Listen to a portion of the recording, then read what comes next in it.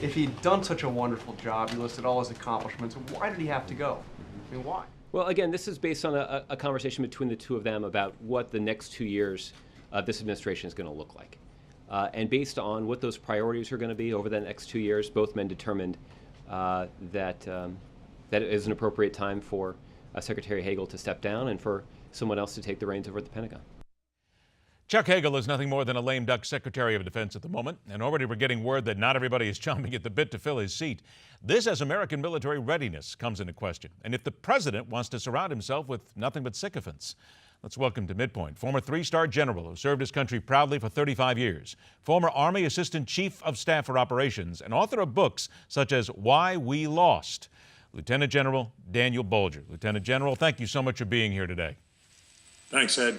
Can we say that Chuck Hagel was actually fired, or did he just plain out become disgusted one day and say, I got to get out of here? Well, right now we don't really know. It was handled in the way these things are normally handled.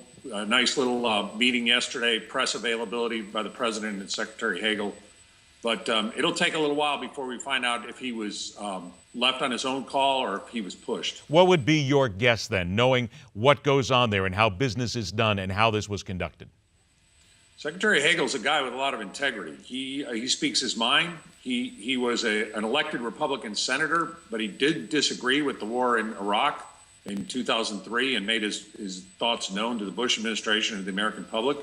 The other thing folks should remember, he is a Vietnam veteran. He was an infantry sergeant in the 9th Infantry Division, wounded twice, received the Purple Heart twice.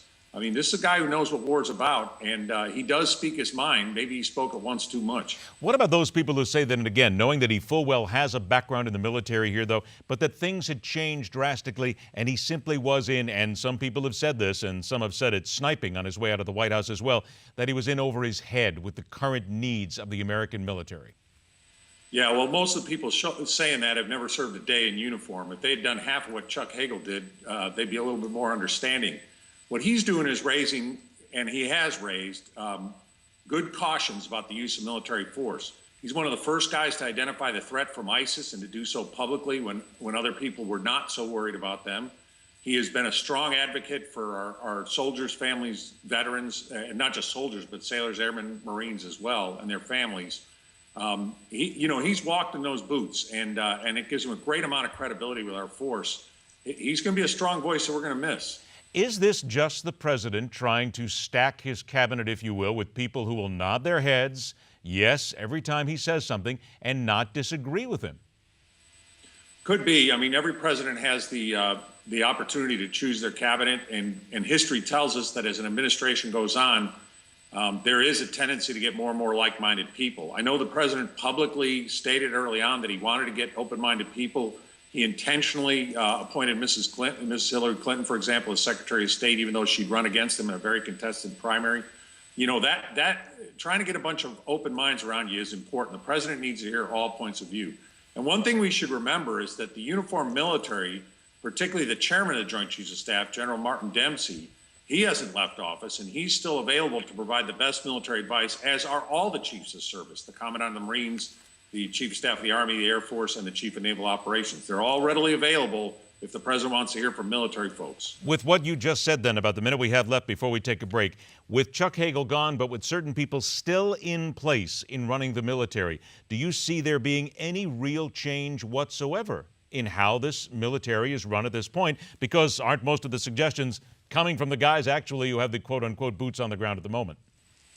Well, right. We normally do defer to the field commanders, and their recommendations haven't changed just because the Secretary of Defense is about to leave office. But we should keep in mind this type of a change at the top sometimes is the opening round of an overall change in policy. So we'll have to see. What would you hope that change in policy would be? I would hope that we would stay the course with ISIS, with the Iraqis in the lead, our folks in support, air power, intel, and advisory help. I hope it is not more boots on the ground. We've tried that twice already, once in Iraq, once in Afghanistan. Americans can't take the lead in a counterinsurgency. All right, hold on to that thought because you've actually started to talk where we're going to go right after the break. More with Lieutenant General Daniel Bolger after we take a short time out. We will focus on those changes in American military war strategy with whomever comes in as the new Secretary of Defense. And at 34 minutes after the hour, the war being waged on Christianity by those determined to see their faith overtake the world.